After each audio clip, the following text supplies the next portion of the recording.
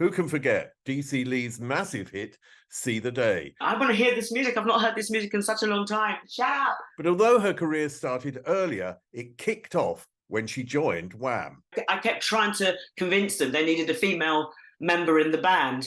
They weren't having any of that. The only person ever to perform on the same Top of the Pops for two bands. I had two dressing rooms. Shelley, look, let's go to my dressing room over here. Let's go in my dressing room over here. She left Wham to pursue her own career, but she remained in the Style Council for many years. The more I was working with the Style Council, the more I really wanted to branch out too. A new album is coming, a new single is out, and soul singer Dee C Lee has gone back to her roots. You must never forget what you're about. So stand by for a great interview with Dee C Lee. And don't forget, please subscribe.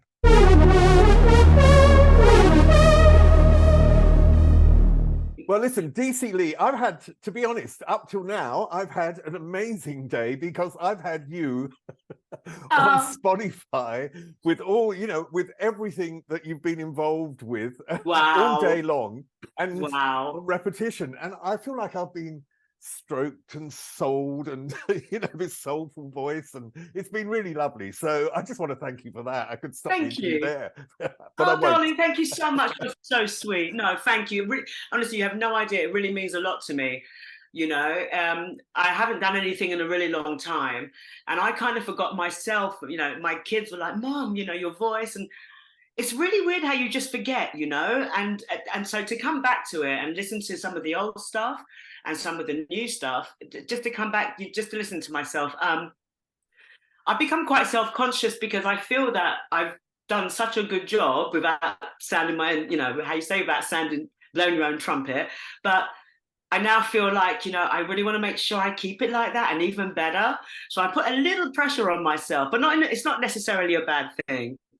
Yeah, well, I think it's really, your career has been really interesting because of that gap, and I'd like to come to that later and your perspective today, and obviously what you're doing. But I want to start really when you were a child and the family that you were brought up with, and in a sense, not only what music they were listening to, but what the sort of creative atmosphere was in the family, if there was one. That's a great question. Yeah, so growing up, my mum is St. Lucian. In fact, both my parents are St. Lucian, but I grew up with my mother's husband, my stepdad, and he was Bajan. So basically, we had a lot of good music in the house. We had Caribbean music, and then the tastes of my parents, especially my mum, we were listening to Tamla Motown, we were listening to Jim Reeves, we were listening to Nat King Cole. And the one that really stuck for me as a little shoddy was Diana Ross, the Supremes, the Ain't No Mountain High Enough, Time, and also some of her earlier stuff. But I tell you what, I really remember, Lady Sings the Blues, that kind of music. Anyway, but that was a bit later. So I'm sorry, I digress because you've got me thinking about music now. But so that was what I grew up listening to, and then mixed in with pop. You know, whatever was around in the early 70s on Top of the Pops and such. Like, what I read is I read an interview with your son Nat in the Daily Mail, and in there, and I know you can't always believe everything in the Daily Mail, but it did say that French in your family and also Japanese. Is that right? Yes, we have a really my mum. My dad is mixed race St. Lucian. So my granddad is French, white French. So that's the French in the family. He's no longer with us. We have I'm not sure that it is Japanese because we've had conflicting reports from various members of the family. So rather than it being Japanese, I think we have Asian. We have an Asian, and it could be Chinese, it could be Japanese. One needs to go and see those people that do the ancestry thing in a lot more detail, but that's basically what he meant. Yeah. When you were young, when did you realize you had a voice? I I just liked music. Like all kids. So listening to what my parents were listening to, my mum is basically a singer. She never made it as a singer, but she always was singing. So I was forever mimicking her for a start. And then she would just make me sing along to whatever records are on, and I could pitch with them. I could be in key. So that in itself got, a couple of members of family going, oh, she can, maybe she can sing, how family do. So I did sort of, did a couple of little singing lessons at school. I'm sure I joined the choir for a little while, but there was another side to me, and I don't know why. I was slightly disruptive. So, could you believe that? Look at this face. But I was kind of disruptive, so I kind of kept getting kicked out of things like that. But it's because I think when I look back now, it's because I wanted it to be about me, the singing. So I didn't want to be in the choir. I didn't want to be big-headed little thing. But, there I was, so I started to just pull away from that and look into my personal life and with kids. And I was always scouting what kids, what boys, who's into music. And I started to hang out with a bunch of youngsters who are all into music. And one thing led to another. You mentioned Diana Ross, and when I was a young teenager, I remember seeing David Bowie on television. And for me, as a young gay teenager, seeing David Bowie, it was a world where I thought, this is a world where I could belong. And it was an identification figure. Was Diana Ross for you an identification figure for a young Black person of that era, to see someone who's successful and a woman? Absolutely. That's a great question. But also, I mean, as much as Diana Ross was, and also there was my very first icon for a little Black girl. Her name was Diane Carroll. Her name is Diane Carroll. Very old school, back in the day actress, and she was the first Black actress I've ever seen on TV in a sitcom. And I can't remember that, but I just loved it. And she was very classy and very, and I'm sure in those times when that program had been made, I'm sure that was definitely Hollywood's take on it. I'm sure it wasn't half as lovely as it appeared in the sitcom, but I did like that, and it was the first time I'd seen somebody my color, doing something. So I thought, oh, I can do that too, Diane Carroll was in Dynasty, wasn't she? Which is where her massive role was. That was a bit later in the 80s, but she was. In the very early days, she was playing a single mum with a little kid, but I can't remember what it was called. And I can't remember she wasn't playing a cleaner. She might have been a. Do you know what? I might have to really research that now. Now you've got my memory going now, and now I'm totally intrigued by my own memory, but.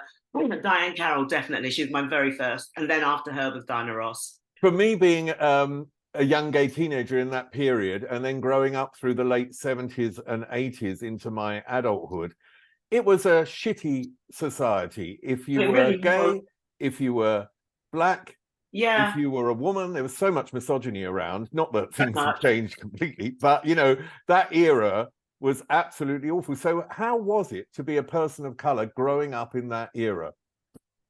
Well, I'll tell you something, and this is where I'm really very, very lucky. My mum, very much, the way she protected me from racism was she taught me to literally feel sorry for people like that. And I grew up to believe, and I'm not wrong, that people who can be that dismissive of and cruel to other people barely based on the color of their skin, not their personality, not who they are as a person, etc. My mum was like, well, they're very poor people, and they're very sad, and she ended up making me feel quite sorry for them. So when I was quite young, I remember when I was called things and stuff, once or twice I'd get into a little bit of a fight, but once or twice I'd say, I literally did think, oh, my mum almost made me feel like they were like mentally disabled or something. So I was kind of pitying them, and I was talking to them with pity, and I was actually talking down to them, but I didn't even realize that I was. So I didn't let it get to me. My mum was always like, those poor things, darling, they're so thick. Imagine being that thick, you know what I mean? She used to say that to me all the time. Don't let it get you, it's not their fault, So you know, she helped me get over it in a ladylike way, up to a point. But I say up to a point, and then the rest of the times, yes, it could be hard, and you just have to get smart. There's no point in this. You know, it's a very human, natural reaction to want to fight people, but quite frankly, it gets you not really anywhere. It's belittling to you as a human being, and the best way to deal with that is to go and face it the way that I think that we're doing now, having it called out, blacklisting, that's a pun not intended, blacklisting people that don't know how to behave themselves to other humans. You know, we're going in a good, I kind of like the way that people think so much more these days. Like some things, you know, sometimes maybe it's a bit full on, but I think sometimes things have to be a bit full on for people to get it, and then you ease out, and then it becomes normal. You know, that's what I think. Yeah, we've been through a massive process. When did jazz come into your life? Jazz came into my life, firstly from jazz funk. So as a teenager, I used to love dancing and anything to do with entertainment by the looks of it, looking back now. But yeah, I loved dancing. It was a big thing for me back in the day. It was a big thing in my youth movement. I was a soul girl. There were soul heads, there were mods, there were, in fact, I only remember mods and soul heads, and they all got on very well. And that was the sort of crew I used to hang with. And jazz funk came into it, started listening to people like Donald Byrd and Lonnie Liston Smith, and you know, people more than that. The reason these guys have totally come to mind straight off without a script in front of me is that I got the opportunity to work with them, which, you know, we can talk about later, but I started listening to music like that, and I found that fusion of musicianship and vocals together such a lovely thing. Even more so, you know, you mix vocals. The vocals are not necessarily saying anything, but they're just there as almost like another instrument. And that's what I loved about the way Lonnie Liston Smith works and the way Donald Byrd works, especially, and even Dexter Wanstorm, people like that. The way they mix the vocals, whether they be male or female, Earth, Wind and Fire, they mix the vocals with the music, and it's all one thing that to me is just, well, I just love it. And then through that, I started to try and grow up and listen to even more jazz. And I've got to say, the love has stuck, definitely. I mean, you jazz mentioned fresh. It's always fresh jazz. That's what I love about it. I mean, you mentioned those influences, and whenever I've talked to artists, they always mention a particular artist or band, and their first thing they do is they mimic before they find their own style. So who were you mimicking to find your own style? Exactly who I'm talking about. I was mimicking the vocalist the vocalist that Roy Ayers would use, the vocalist that Donald Byrd would use, and the vocalist that Lonnie Liston Smith would use, and also the vocals that Earth, Wind and Fire did for themselves in some of their early 70s type tracks. And I was mimicking that. And the biggest compliment I ever got was so many years later, working with these guys on the Guru Jazzmatazz tour. I was told by Donald Byrd and Lonnie Liston that I really do remind them. My voice reminds them of the girls from back in the day. I almost laughed, but I was like, well, if that does, that's an absolute compliment to me, just because that's exactly who I started training my vocals on. So it stuck, and then I've changed it from there. So you actually told Donald Byrd Sorry, I've got a massive frog in my throat. I've been singing all day. Forgive me, one sec. Okay. So you told Donald Byrd, you gave him also the compliment and said to him, you know, this is where I learned. I learned from your I got the chance to do that. So, you know, I would never have said it if it wasn't for the fact that I was backstage with all these other jazz greats, and Donald Byrd and Lonnie Liston were getting into an argument with some other jazz greats who I can't remember the names now, but they were saying how uncool it is to mix the jazz with the hip hop, and how jazz is such a pure thing, and the guys are going, no, you know, but jazz is also progressive, and both arguments were really great, and I was just eavesdropping on this argument, and then Donald Byrd went, take her for example, sort of thing, and so I got dragged into it. He goes, she sings like the girls from back in the day. And the reason she does that And because she was telling me that, you know, she's listening to that stuff, and this is what it is. It's a progression. And then I got chucked at the thing again. But they were on this massive, big, you know, big discussion about who should, you know. So I just, it was so interesting, so very interesting. And that was when I got the opportunity afterwards to say to Donald, well, you know, I do those kind of vocals, those early vocals. That's exactly what I started to train my voice on. And the way that they scatter and the way they, you know, flow in and out, you know, the vocals. I totally love music.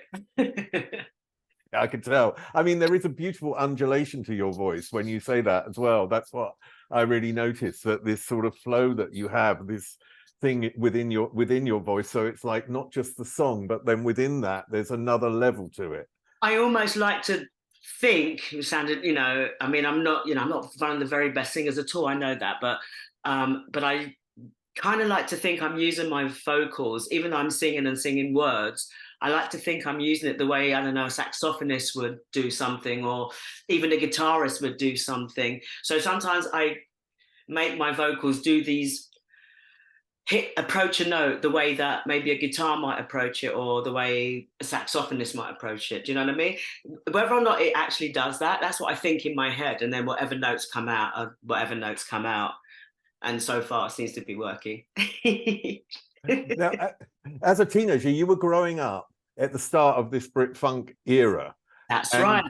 That is really interesting, I think, because the people you were hanging out with, I presume you're also hanging out with people who were in that or going into that scene, and obviously people of color going into that scene, having the same experience, and Absolutely. in a way becoming the identification figures for the generations.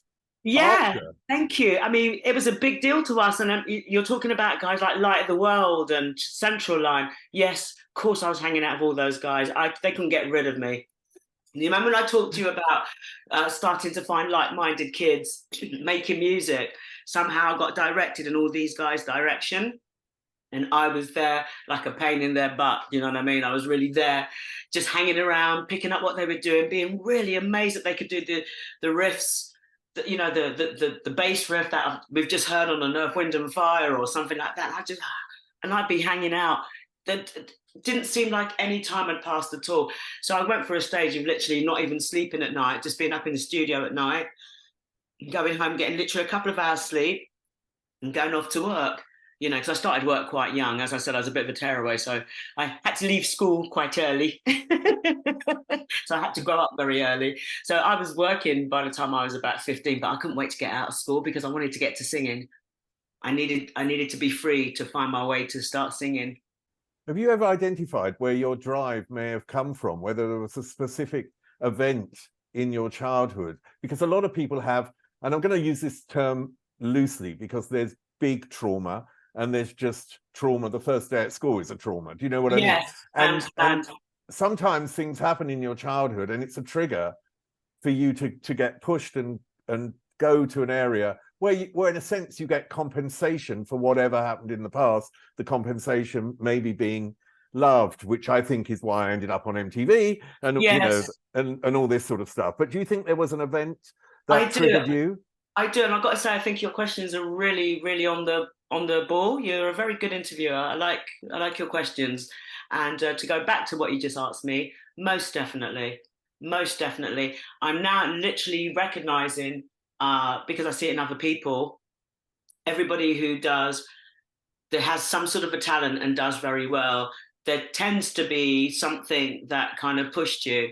And there's things to be said for that, but everything comes with a price, I think, you know, because I would have done anything to not have my kids go through any kind of trauma. But then some say it could make them soft.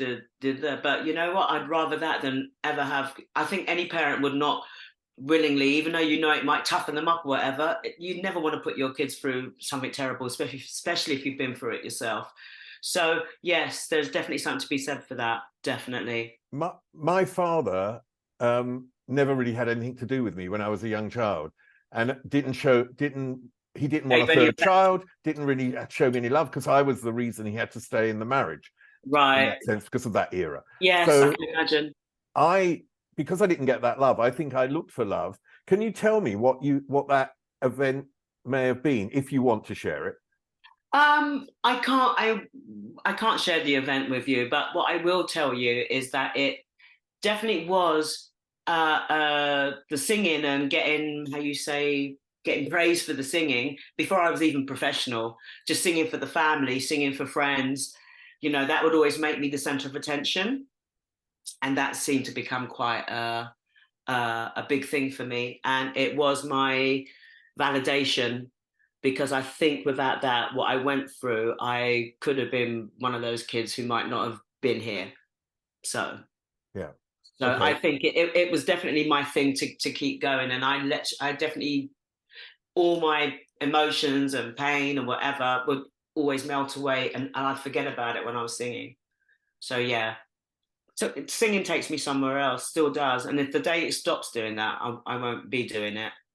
When I sing and when I do what I do, it is really like, it's the closest I've probably ever come to acting, I suppose. You know what I mean? Because I just turn into somebody else and become somebody else, and this stuff just comes out from inside. And you know, I listen to it back, and I can always feel that emotion when I listen to my own songs back. So I can mimic them straight away again. So it's like, if you get what you get on record, you'll very much get live. Do you know what I mean? So yeah, it's a different vessel, and it's a good thing for me. It's a beautiful way of describing it. That era, you know, you mentioned Light of the World, you mentioned Central Line, Freeze was another. There were so many great bands around that time. There was Second Image. Oh gosh, I'm trying to remember all of them now. Because you know what? I just turned around?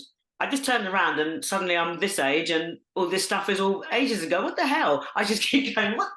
I just turned around and put a cup of tea down on the side, and now I've turned back and it's all these years. Do you know what I mean? That's how it seems to me. Literally like you blinked and it's, you know, and I've done a lot. So you'd think that I'd feel, you know, but no, it just, everything from those early days upwards, everything has just gone far too quickly, and I can't believe that I'm talking about it in the past tense. When did you start actually writing some of your own material? When did that come along? That's interesting, because when I was very young and going through the trauma, which we won't talk about, but I was writing then. I was doing a lot of writing then, because writing was the first outlet that I had, you know. So I used to write, I wouldn't say journals, but I just used to write stuff. And I stopped doing that. I was writing right up into my late teens. By the time I got in, just writing down my thoughts and what was going on. But yeah, it was that. So I went back to a lot of some of the scribbles I had done, and then I'd hear music that invokes a certain emotion, and I'd just take a couple of lines from what I started off writing about and add to it or take away from it and make it mold to this melody. That's the beginnings of how I started songwriting. I know that, I mean, See the Day will come a bit later in the interview in a sense, but I just wondered if that was one of the songs that you had started at a very early age. No, that one, okay. No, that one I started, but when I say an early age, not as early as what I'm talking about, but that did come to me when I was about 18 years old, literally. And I was sat in the house on a rainy afternoon with this big dog that my boyfriend at the time had got to protect me and the house.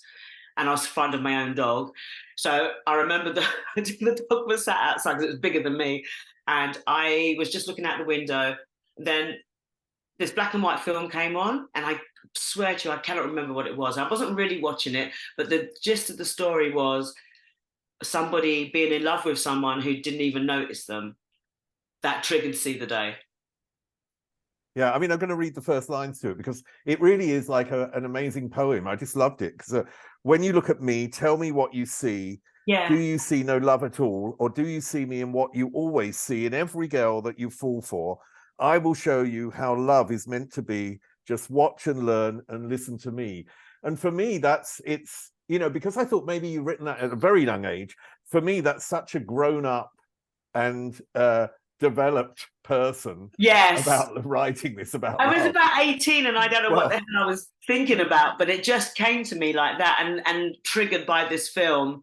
and just been in this very sort of weird sort of mood. So, and then I thought, yeah, I should listen to that mood a bit more, because sometimes you just feel it come on and things just start to flow. And the other way that I write is that I get backing tracks, and I can just feel this backing track, or I really don't. But if I feel it, I can add to it, and then I can add vocal melodies, I can add lyrics, and then I can turn this groove into a song, obviously with the help of a producer. But the main, the lyrics and the vocal melody, once they gel with whatever backing track I've got, yeah, the rest all becomes very interesting and mixing with and all that. So yeah, sorry, I think I went off course then. No problem. I want to go back to Central Line, because in a sense, Central Line with all the members, Steve Salvari, Kamel Hines, Right. who was in Style Council later. That's right. Then you've got Lipson Francis, Henry Defoe. You've also got Mel Gaynor, who then went into Simple Minds. You're the only person who knew this. Yes. You even had George Chandler and Jimmy Helms. Jimmy Helms, of course, in the 70s, I'm going to make you an offer you can't refuse. And then they're both of them in London Beat later on. So Central Line, I didn't even know that. Yeah. It's an amazing, when you look back and say, wow, all these people in one group, how exciting was it or did you understand the excitement of that era? Oh God, yeah, of course I did. I mean, I was lucky that they let me hang out, because, I kept trying to convince them they needed a female member in the band. They weren't having any of that. But I did keep trying to convince them. I was there tap dancing and everything. They weren't having any of it. But they did let me hang out at the studio. They did let me listen to them putting songs together. They did let me be a part of the backing of doing backing vocals, on tracks, any tracks that needed an extra fattening up. And once or twice, worth the hanging out, my voice being female this could actually work here. Just, so I'd get a little piece in here and a little piece in there. But yeah, just being around those guys was so inspiring. Come on, it was fabulous times. When I talked to Junior Giscombe, he said something really fascinating to me about that period, that it was the first period where Black artists were performing for Black British audiences. The connection Good point. Yeah. Yeah. Were you really aware of that and that connection, that you were living the same lives? Do you understand what I mean? Yeah, well, see, this is different for me. This is much different for me. So even though I started off with Central and all these guys, I didn't actually get to do anything live as such with these guys. We didn't do anything like that. It was all in the studio. So the very first time I got to go live to a real audience, because I had done loads of live work before Wham, I had done that, but they weren't big, they were very different sorts of gigs, because I was just just a jobbing vocalist, So the point being, by the time I did sing to an audience, they were mainly white as far as I knew, because I was with Wham. So I didn't really see that. But then it was only halfway through the Style Council career, I started to see a lot more Black British kids and people in the audience, and not just Black, Asian, and just different. I started seeing different colours. And don't get me wrong, in those days, those audiences, they were fabulous. They were great to me. But it didn't freak me out or anything that I didn't see any Black faces or anything. I wasn't freaked out or nothing. I was just aware that, there's not many Black people here, whatever. But then later on, I started to see that, and it kind of made me smile. It was interesting. It did make me smile a few times. And I remember a couple of times after a couple of Style Council gigs, and I'm turned around and said to the boys, I said, did you notice there was a couple of Black people there? And they were like, yeah. I said, that's really good. They're like, yeah, that's really good. We're really happy about that. We were really happy about that. So yeah, so slightly different experience because Junior went straight out on his own, doing his cool, funky thing that he was doing. What a great track that was, eh? Mama used to say, I love that track. Yeah. You obviously mentioned Wham, and I always felt that Wham were influenced by Brit Funk. There was something in that. That's why we got on. That's exactly why we got on. Because when I met them and we started hanging out, I realized that they were so into the same music as me anyway, all the jazz funk and the disco and the, you know, everything, and definitely the Brit Funk stuff.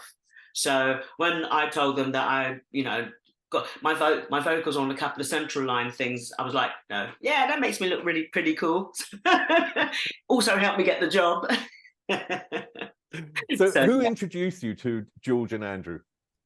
It was a record company thing. I was literally jobbing. I was doing a job where you sing for songwriters who don't sing. So I was just doing like about 2 or 3 songs a day to have them ready to give to other artists who want to use them. And so it was almost like a 9 to 5 job. And while I was doing this, in my lunch break, I got a call saying, after work, go meet these people. There's a good work opportunity for you, and they think you might fit the bill. That was all I knew. I did go after work, turned up, met them, and they told me the record company guy was like, "Oh, this is George, this is Andrew. Now these guys, they're gonna blow up. They're gonna start this band, and they've got a girl. They want one more girl, and they really, really like the look of you. And you know, and plus you can sing too. How do you feel?" I said, "Oh, that's great," because you know, for the first time, I'm doing something where I'm sort of up front, because normally I'm at, you know, in the back. It's all good, but I thought, well, I'll give it a try, you know. But I didn't have any idea they'd blow up as big as they did. That kind of freaked me out a little bit. When I talked to, I know Simon Napier Bell came a bit later in Yes, he terms of did. George's career, but when I talked to Simon Napier Bell, he said when he met the two of them that Andrew was a bit more, well, George was very focused. That was the point. Yes, George was extremely focused, knew what he wanted. And shy. He was very quiet. Andrew did most of the talking when I met them. He still does now. I still hang out with him sometimes, and he still doesn't let me get a word in. I'm only joking. Yeah. But did George give a vision to you of what they were going for? Oh, straight away, he was so focused, and I loved his focus because I hadn't met any other young people, and they were like a couple of years younger than me, who were as focused as what I thought I was, you know. So I loved the idea, and I just thought I'd love to be a part of this. You know, this sounds, you know, I'll do it in my spare time. You know, I'll do it without getting paid, because it sounded like a really good, you know. I love the idea, and I've always wanted to be in a band. But as we went on, it was very quickly, you know, as the success came, and that was fabulous. It became aware very quickly that Wham was always going to be just George and Andrew. A bit like how I felt with Central Line, you know, you can't just muscle your way into that setup, no matter how much you try. So just like Central Line, you know, it was just going to be those guys. So, you know, I got the most out of it that I could, and it was a fabulous and not just fun experience. It, you know, I learned something, and it was my first really knowing what it's like to do big, you know, big shows, big people, and be in demand. You know, for the first time with Wham, I was in demand, and that was the beginning of some good things. Stick with this interview, because Dee C will be talking more about Wham, about her time in the Style Council, and of course, her new album and single. And don't forget, please subscribe.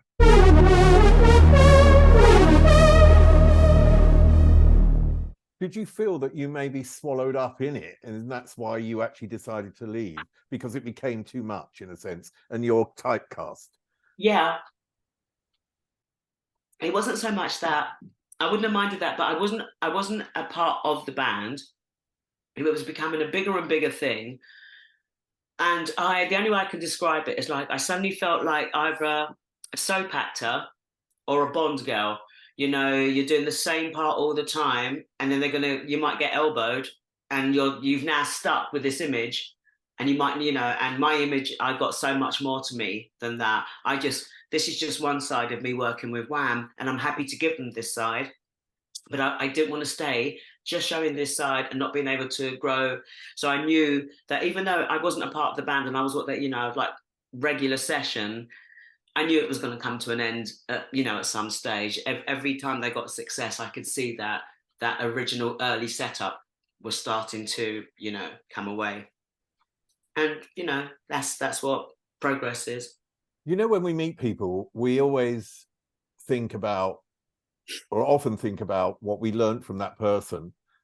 What do you think, instead of what you thought you learned from George, what do you think George learned from you? I don't know what he might not have learnt. He did. He was very proud of the fact that I had actually already been on stage a few times.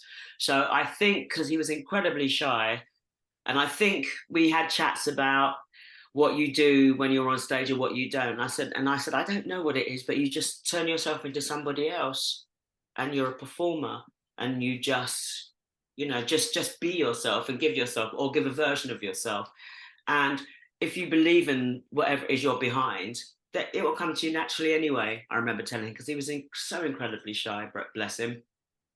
But other than that, I don't really think there was much. The guy was totally focused. He was really, really focused. He really knew what he wanted. He really knew where he was going. I just didn't think when he got it, it was all too much for him. But that's another story. Poor little sausage. Yeah, I mean, everyone's got a George Michael story in the world. I'm going to tell you one. It's a fun one. It's really nice. Yeah, because it was fun.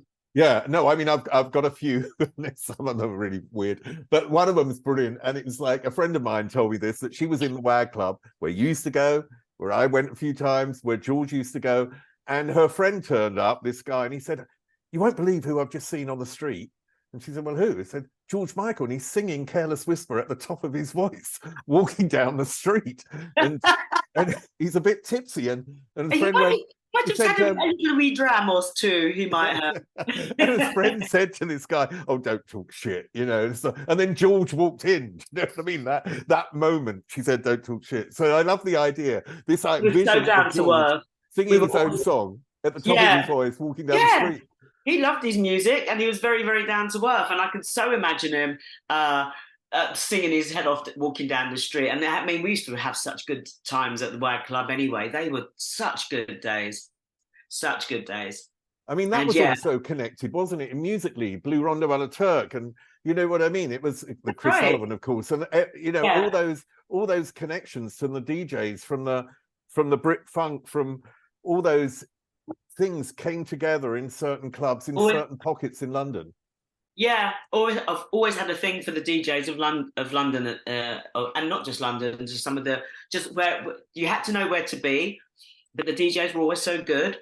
And I mean, at that age, the expansion of music that they started playing. I used to go to the WAG, and I used to go to all these other clubs just to hear some new music, some new jazz funk, and some new Brit Funk, and some new soul, some new jazz. It's just always fantastic. So yeah, I mean, God, I didn't want to talk to people. Like people go to clubs now and they just talk. So why do you want to go? The music is really loud. I want to go so I can hear this music loud without anybody giving you trouble, and have a drink and just listen to the music. I don't want somebody shouting in my ear. I want to listen to it, because it's the only time you can hear the music. I like good music played loud, Only time you can do that is in the club. I mean, not that I've been to one in a very, very long time, but that's my memory of it. And the last few times I've tried to go to one, it's that thing where, I want to hear this music. I've not heard this music in such a long time. Shut up. I don't want you talking to me right now. Let's go outside and talk. And I'm just ranting now because I've just been to rehearsals. But I was going to say, the thing about, I hate it because I am a singer. The last thing that I should be doing is shouting. But like when people try to talk to you in loud clubs and bars, it's so annoying because they're shouting in your ear and you've got to shout back at them. I come home and wonder I've got no voice left. Haven't even been singing. Again, so it's me ranting. So you come out of Wham, you've got a profile because of Wham, and then you get a deal with CBS, and it's, in a sense, you're pigeonholed, and in a way that doesn't fit you at all. Did you have no say or no power, or didn't they want you to have any say and power? It was, I was very green, considering that I've been working as long, in the business as I had to. I'd never, ever been in a situation where I'd signed any kind of contracts. I was being looked after by somebody who, at that time, he thought he was doing me a favor, but I needed the money, blah, blah, blah. The long and the short of it was I got involved in this contract, which I really didn't actually understand. And yes, they did totally take me away. When we talked about signing, they would tell you what you want to hear. And I thought I was going to go off in this new, after working with the Brit Funk and the Wham and everything, I was going to take myself off one way. So I went to CBS at the time with See the Day, something else, and 3 other songs, but all very different songs. One of them being Selena Wow Wow, which was the very first track I put out on them. After Selena Wow Wow, they wouldn't listen to anything else. I had ballads. I was trying to show them how I can write for different, do you know what I mean? I can write kind of pop, I can write a bit of jazz, you know what I mean? I'm a little bit, there's a bit more to me, and the more you give me a chance to do it, the better it will get. But they just stuck on the Selena Wow Wow thing, and they just had it in their mind. Here we go, Bananarama, but the black version, fantastic. Don't get me wrong, I love those girls, and it was good pop, and that was a good pop record. But I wanted to, like a lot of artists, you do one kind of thing and then you progress. But I didn't realize it in the pop world. Once you have a thing, you're not allowed to move out of that. Well, the record company won't let you do that anyway. I don't know what it's like now, but that's what it was like for me then. So yes, I kind of got stuck, and it became a bit of a stalemate, and we fell out spectacularly. I fell out spectacularly with those guys at the time. Yeah, that wasn't a good time. But you got in a sense that was around the time, I presume, that you'd met Paul Weller, and his father helped you out of that contract. He was quite a tough cookie. I miss him so much. He wasn't having any of it, and it started off because while I was working with them, they wanted to do more and more work, and I said, no, I love working with you guys, but this is not my project, and I just want to be able to let loose on something of my own stuff, and the more I was working with the Style Council, the more I really wanted to branch out too and do. I love working with different people, but that was Paul's project. Wham was George and Andrew's project. Do you understand? Central Line was Central Line's project. Dee was looking. I just wanted to see if I could even do it. I wanted my own project, and then my own project got stopped quite quickly by CBS because they just made me stick on that track, and they started taking me off. I mean, they were taking me off to Pete Waterman and Stock Aitken and Waterman. Now, I had a big fight with the record company, ended up going to Pete Waterman's house, and I've got to say, he was such a lovely man. And I said to him, look, I know you could probably make me a star. I know I can make loads of money. But I said, but I cannot front music that I don't respect and that I can't. I said, no, I know you make hits for everybody. I said, but I consider myself a real vocalist, and I don't consider your music that great. And I thought, that's it. It's just going to show me the door. I was in a really bad mood. And he said, let me get you a cup of tea. And he sat me down. He said, good on ya. He goes, there's no way. He goes, no way we're going to make any trouble for you. He goes, I totally agree with you. And he told me that he thought I was one of the better British singers, and he said he really wishes me well in the future. And I heard from somebody many years later that he was asked about who he thought were good singers, and apparently my name came up. So I've got nothing but love for that guy. And he could have ruined me basically because I was quite an arrogant little you know what. So saying that you were an arrogant you know what, you should have been arrogant. You were on Top of the Pops with the Style Council, who you were sessioning with at that time, and that song was Money Go Round, I think. And you were also on with Wham, Bad Boys. Whose dressing room did you sit in? I had my own. I had two dressing rooms. 2 separate dressing rooms, which made Shirley laugh. We were running backwards and forwards to the dressing room. I was going, Shirley, look, let's go in my dressing room over here. Shirley, look, let's go to my dressing room over here. And we were just running around the back of Top of the Pops being a couple of idiots.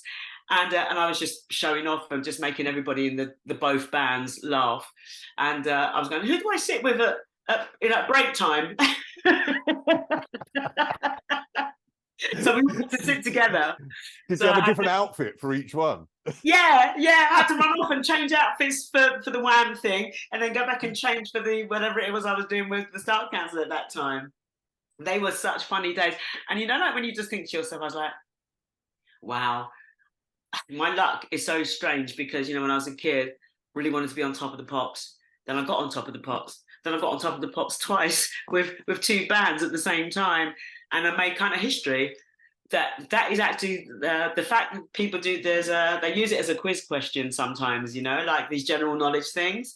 And every so often, I've heard that it comes up, and I always know when it's come up because somebody, one of my friends or family, who happens to be watching one of these quiz things in the afternoon somewhere, will go, "Oh, they just used that. What artist was on Top of the Pops twice with two, something like this, you know?" So it's a funny little question, but yeah, that's kind of cool.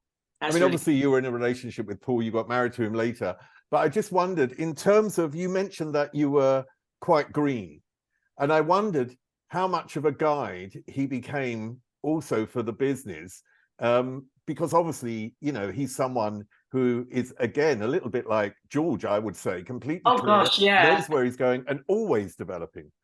always.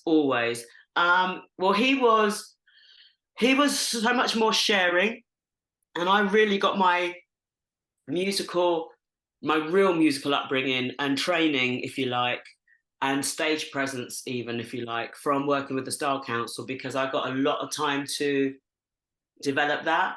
And I did a lot of touring with them in the early days, which helped me develop my whole stage persona. I come away from being quite shy and at the back to being up front and being just looked at to perform a vocal randomly, because, you know, Paul could look at me and just go, you know, so I could do some ad libs, I could do this, I had a bit of freedom, I could add some lines, I could add extra lines on.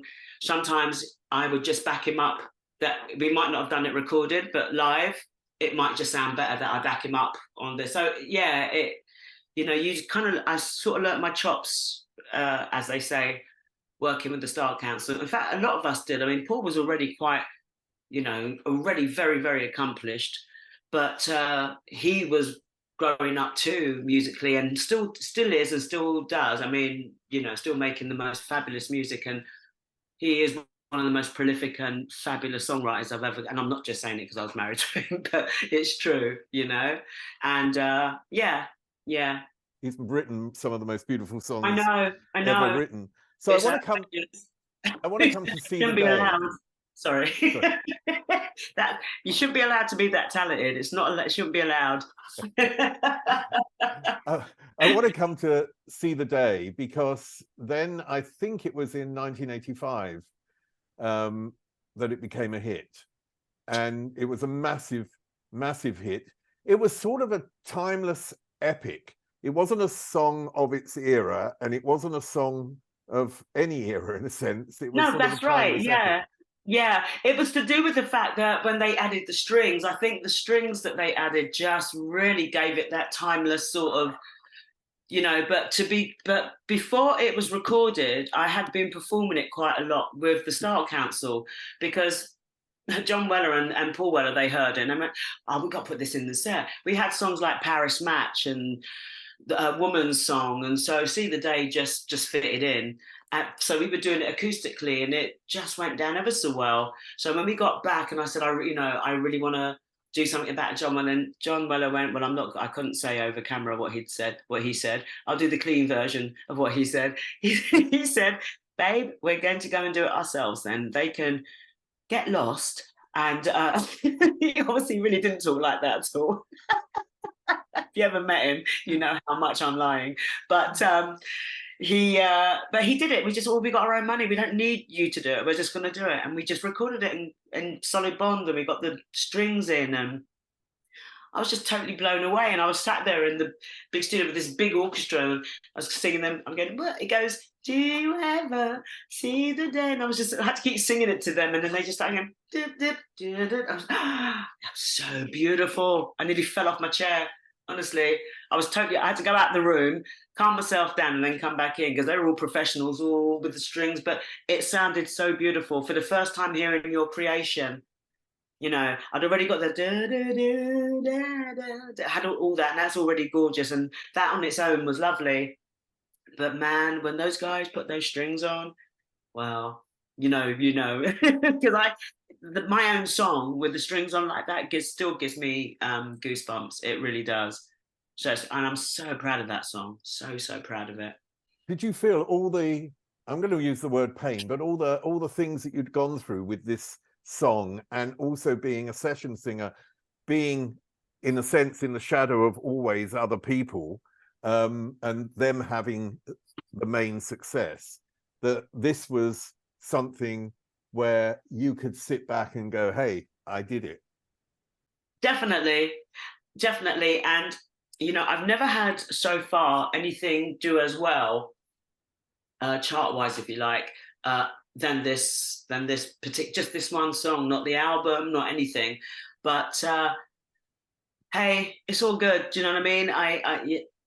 I've set out to do a lot of things which I never really thought I would do, and if anything, I did them and then some. So I can't even say more than that. I'll always keep trying. I'm always going to keep writing. I'm always going to, well, up to a point anyway, going to keep making music and singing and stuff like that. And I'm hoping every time that I'm doing it, because, like you said, I've not done anything in ages.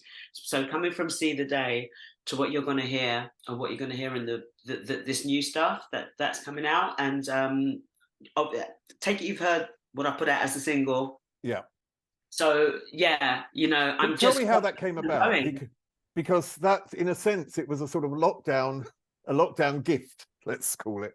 Yeah, the only bloody gift it gave us, that's for sure. But I'm grateful for that, I must say. Yeah, that was a terrible, terrible time, I've got to say. And what happened? So at that time, the only good thing that happened to me was that I bumped into my good friend Eddie Pillar, and he was like, Dee, come on, what are you doing? You got to sing. You can't. And I was like, babes, do you know what? That's a really good idea. And I've been feeling I wanted to sing for a long time, and I've got some songs in the, but I didn't know how to do it.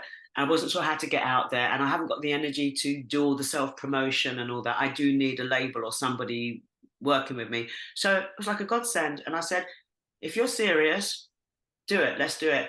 The next day he rang, and we just got the ball rolling from there. We talked about what we were going to do, what music, and so I got so excited. And yeah.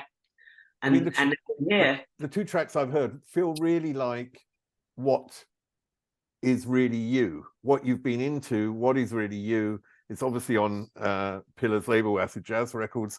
And also you worked with Mike McAvoy. Yeah, and Ernest McCone. I don't know if you pronounce it that way. Ernie McCone. Yeah. Yeah, sorry. Tell me about working with them, and a little bit about the track. Right. Okay. So working with these guys, for a start, they're very old friends of mine. I've worked with Ernie and Mike over the last few albums that I've done. They're kind of like my go-to team most of the time when I want to put some music together. And most of a lot of tracks, I've got a lot of tracks with those guys. But Don't Forget About Love was particularly beautiful. And they had the backing track. We were jamming on it in the studio, and it sounded really lovely. So I got it back home, and all it made me think of was summer. All I could think of was summer. Don't Forget About Love, and also not just summer, about light and love. And at that time, obviously, there's so much sadness, and I was really worried about what I was going to write, because everybody, understandably, you write what you feel, and it's very hard to feel happy in those freaking times, and but I just happened to, I literally was looking out the window. It was a sort of a day, a bit like today, rainy, grey and horrible, but just suddenly out of nowhere, there was this bolt of sunshine. And it's like, when I say on your way down, try to look past the clouds. When I say on your way down, that's like when you're going into depression, when you're starting to feel sad, you just look up and look past the clouds, and you'll see, you'll see something, you'll see some sun. Now, my thing is, this is like fantasy too. So the way I wrote that, just look past the clouds, and then you'll see. You'll just see. You've got to remember what makes you happy. You've got to hang on to those memories and forget. You can't forget what's happening around you at the time. You have to go with it, yeah. But you must never forget what you're about, and the whole point of your being is where I think I was going with that one. I like to get a bit deep. So tell me about how it feels. You had this, I mean, I haven't mentioned Dr. Robert Howard. I haven't mentioned Guru and so on. And I haven't mentioned your albums that you had out in Japan. And I haven't mentioned some of the small acting jobs that you've had along the way. Thank goodness I ran out of energy. And also being a mother, what do you think being, I know this sounds really, this maybe is a male who hasn't got kids question, but what do you feel being a mother has given you creatively in terms of your perspective on career, your perspective on what you do and love? That's funny, because by the time I thought about having kids, I had to give up the career for a bit, because I could not marry them together. The reality of how much thinking time and everything you got to do when you have kids, to trying to make music, and you have to have space in your mind, and you have to have time. For me personally, anyway, I'm not one of these writers who can write under stress. I need to be chilling. I can't, I can sometimes get like an earworm of a musical vibe, and I'll just put that down and come back to it later. But I found it really hard. I couldn't concentrate because I was too worried about the bubbies. And then when I tried to do both, I found myself being a crap singer and a crap mum. So just wasn't doing myself any favors. So I just stepped out for a little while. I had to step out and try and but maybe in terms of, you mentioned about, Central Line, and there you were being a bit pushy trying to get in, and that with Wham, like being a bit more upfront and so on. And then when you have children, your perspective on life often changes, and so much. Success means a different thing. So what does success mean for you today in difference to what it meant when you were younger? It means that success just means that I get to do a job that I actually like, rather than being forced to go and do something that I don't want to do. So that's how I see it, because it is a job, but it's also a job. Most people don't get to work at something that they actually enjoy. Most of us have to do the job, because you need the money, and blah blah blah. So that gives me a freedom. So this is what it means to me. But I'm sorry, I'm not quite sure if I totally understood the question. Because I think, is that... No, but okay. Success, often people look at success as the goal, and success can actually be just doing. If you're allowed to do what you want, I understand. That can be success. It's not about being number one in the charts. No. I totally understand. Well, in that case, I'm actually a very, very fulfilled person. I really have. Yeah, I understand now. Sorry.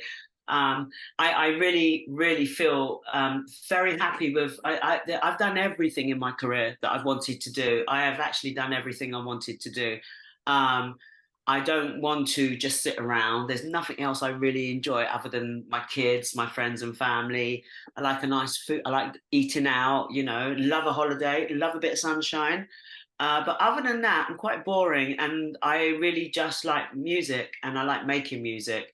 And because I've already achieved everything that I want to do, that's great. But I do want to keep making music. So even after what I'm doing now, I've already got it in my head where I'm going to next. And the next step after this set of music is collaborating with youngsters, especially some young jazz artists and people like that. So I'm just free, because I feel that if I just give up, I'm not the sort of person who just sit around, believe it or not. I can't sit around, and I love gardening and all these sorts of nonsense, but they are meant to be the hobbies, not the doing it all day. I like to be doing something, my job, making music, and then, having weekends off and time out when I want to. So yeah, I'm a very, very fulfilled and happy artist, and I'm probably luckier than most. But yeah, I'm very grateful for where I am today. I want to ask you one last question, because you mentioned earlier, you said, I'm not the best singer. This is right at the beginning of the interview. You said something like, I am not the best singer around. You are pretty good, but I want to say that you've worked with so many greats. You worked with George Michael, you worked with well, obviously Paul Weller, you worked with Robert Howard. The thing is, you worked with some of the greatest icons, you know, of particularly of the era where you know your work was centered on. You were working with these amazing people. So what do you think you had, apart from the quality of your voice, because obviously there is a great quality to your voice, what do you think else that you had that made these people be attracted to you? Because there must have been a reason. Well, I did have a gun through their heads for a start. And I think I'm a bit of a laugh. I'm quite easy to get on with. I find that these things are never a problem, because I can only work with people when it's kind of organic and it is just, you just fall in. So I don't know, people just like me. What can I say? I don't know what to say. Well, I like you too, but I want to say at the end, thank you. I mean, I think it's great that you're making music again. I think it's really fantastic that you're going to build up to an album. You have Don't Forget About Love. You mentioned Be There in the Morning was another track, yes, which is a really great track as well. And you're still making music, you're still singing, you're still out there, and you still have the charisma that you always had. And again, I had a great morning and a great early afternoon, and it's been lovely to meet you as well, because and of your you, my music and darling. your personality. So Dee C, thank you. Thank you, Steve. Thank you so much, darling. You have the good rest of the day, yeah? Okay, bye. Bye.